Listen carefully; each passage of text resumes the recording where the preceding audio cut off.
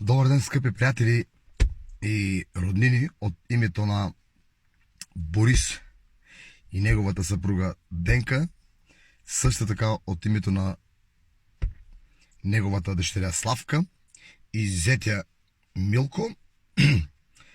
Най-учтиво канят всички приятели, близки и роднини на 19 юни да заповядат в град Раковски. Ще има доста колеги, оркестъри.